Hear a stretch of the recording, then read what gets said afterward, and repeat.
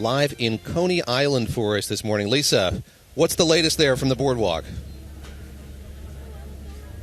Well, right now, this is the place to be, Coney Island. There have been people lining up here since before 6 in the morning to get a spot on the beach. You can see the Boardwalk is pretty busy for this time of the morning, but it is 4th of July. This is the home to about 350 businesses, 50,000 residents, and a boardwalk that is a national landmark here in New York City. So here to tell us more about it, we have Daniel Murphy. He's with the Alliance of Coney Island. You're the perfect person to talk about this. Good. Thank you for joining us out here.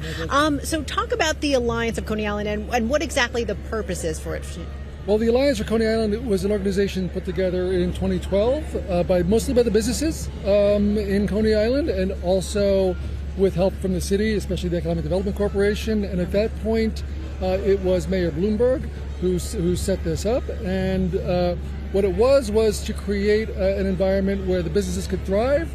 A lot of our businesses are seasonal and need all the help they can get.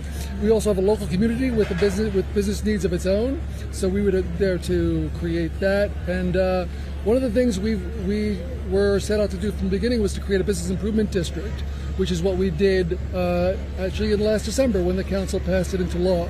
And so from now on, Coney Island will have a permanent structure to empower the businesses through a local tax base so that they can keep the streets clean, keep the streets safe, promote our local businesses, and bring ever more people to Coney Island.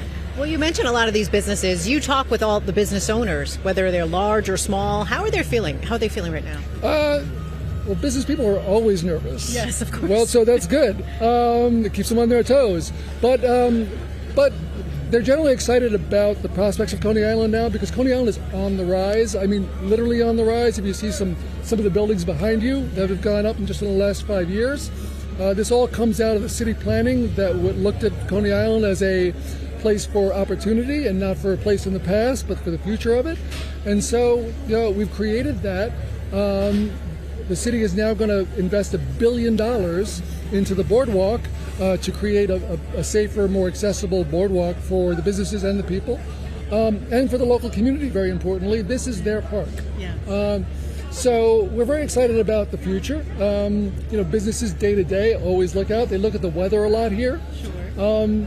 But Coney Island businesses bring their own weather, and it's always bright. I mean, especially from May through September. Sure. And you mentioned the people. So what are some of the concerns of the people, or how are they feeling at this time? People are actually worried about climate change a lot, but that's why they come here to come to the water and to enjoy kind of this. This is a communal experience, Coney Island. When people come to Coney Island, they come not only just to experience a historical location, but also to be with their fellow Americans. And so anybody has access to Coney Island through the subway or through a car. You can park here if you want. But nobody has more access to the beach than anybody else. A billionaire can lay down his blanket right next down to the transit worker. So it's really great. It's an amazing thing. People come here to get away from their worries. This is the people's playground, and so they come to play. It is the people's playground. Now, every Friday you have fireworks. You're having extra fireworks tonight for 4th of July to celebrate the 250th. It's not extra. We do this all the time. You do it all the time. Coney Island is about fireworks every Friday night in the summer. And July 4th, this is the best place to see fireworks, because Coney Island is America. It's where people can come to.